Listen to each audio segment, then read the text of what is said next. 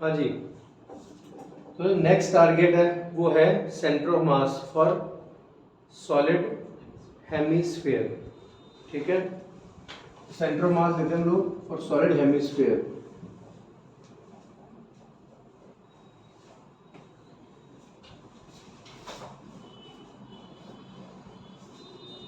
ध्यान से सुनना, हेमिस्फीयर आपके सामने है बच्चों। टोटल मास कितना है? Capital M. बेस रेडियस कितना है? Capital R. ठीक है, कोई दिक्कत नहीं है। तो यहाँ पर इस स्ट्रक्चर का मास पर यूनिट वॉल्यूम आप दे सकते हैं क्या? मास पर यूनिट वॉल्यूम, तो मास पर यूनिट वॉल्यूम कितना आ जाएगा? टोटल मास कितना सब हो जाए और वॉल्यूम कितना आ जाएगा बेटा? 2/3 पाई आर क्यूब।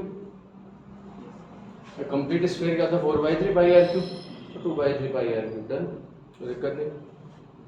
इसका हमें क्या चाहिए? Centre of mass.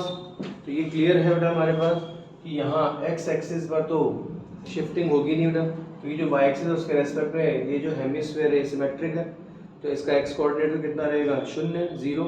और जो भी सेंटर ऑफ मास की लोकेशन आप लेंगे तो वो कहाँ लेंगे? वाई पर लेंगे। ठीक है, कोई दिक्कत नहीं। तो बच्चों इसके लिए हम लोगों ने क्या किया? This hemisphere assume to be divide in form of thin rings, sorry thin disc. तो इसको मैं थिन डिस्क की फॉर्म में कट कर रहा हूँ, समझ रहे हैं? तो मैंने यहाँ पर जब बहुत सारे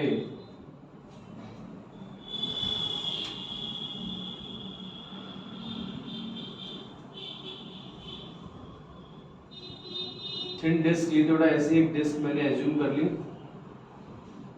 डिस्क का ज्योमेट्रिकल सेंटर मैंने ले लिया था ओवल। डिस्क की ज्योमेट्रिकल रेडियस मैंने क्या ले लिया था? Small R. Base radius capital R थी, मैंने स्मॉल आर ले लिया, कोई दिक्कत नहीं है। ओके, सोचो यहाँ अगर हम लोग बात करें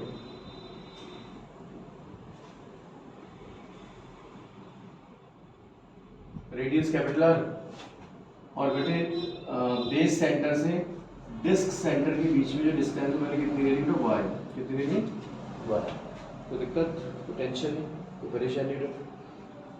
अगर ये मैंने वाई लिए तो थिकनेस क्या हो जाएगी? D Y. डन है? तो चलिए आगे बढ़ते हैं। ध्यान देना बेटा, ढंग से सुनना अच्छे से। तो मैं चाहता हूँ ना कि ये जो थिन डिस्क है, इस डिस्क का हम लोग सबसे पहले मास काउंट कर ले, तो बात बनेगी बेटा, याद तो है ना? तो जो डिस्क है उसका मास काउंट करें। मास ऑफ डिस्क, तो डिस्क का मास कितना होगा बताइए? मास पर यूनिट वॉल्यूम अवेलेबल है, रॉ मास पर यूनिट वॉल्यूम। तो यूनिट वॉल्यूम में मास हमारे पास अवेलेबल है, तो जो थिन डिस्क है उसका वॉल्यूम काउंट कर ले। तो थिन डिस्क का वॉल्यूम कितना होगा? ये जो थिन डिस्क है इसका वॉल्यूम कितना होगा बच्चों? Pi small are square into D Y. This thin disc just behave like a thin cylinder. तो सिलेंडर का वॉल्यूम क्या होता है? Pi R square H. तो उसमें पाई आर स्क्वायर और एच कितना लिया हम लोग? D Y. यस और नो? कोई एक्सक्यूज, कोई दिक्कत, कोई परेशानी नहीं है? डन हो रही बात? हाँ जी। तो small mass capital M upon 2 pi R cube और एक 3 हम लोग शिफ्ट कर दें into pi small are square D Y. और कैंसिल करें 3 capital M upon 2 R cube. जरा ध्यान देना, स्मॉल आर स्क्वायर अगर डबल वेरिएबल होल्ड कर रहा है, स्मॉल आर और वाई दोनों वेरिएबल है नहीं है। आप डिस्क की लोकेशन चेंज करेंगे तो वाई भी चेंज होगा, आर भी चेंज होगा, तो डबल वेरिएबल हटाने हैं ना हमें। तो बेटा ये पाइथागोरस थ्योरम यूज कर लेंगे क्या आपको? तो small are square equal to capital R square minus Y square दे सकते हैं क्या?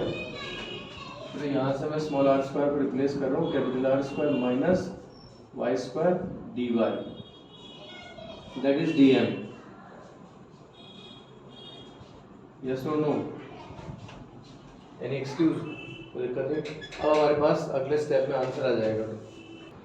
तो डी एम के लिए क्लियर है? अब सेंटर ऑफ मास पर बात करते हैं।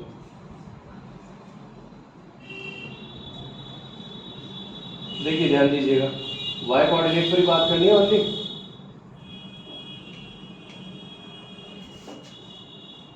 इंटीग्रेशन डी एम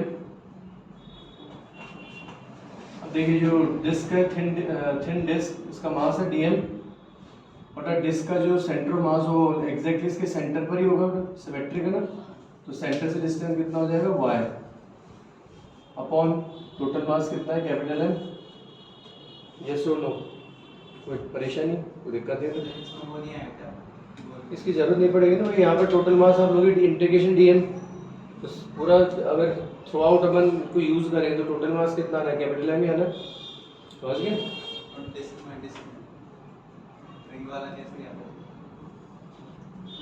dm, तो dm के लिए कितनी होगी,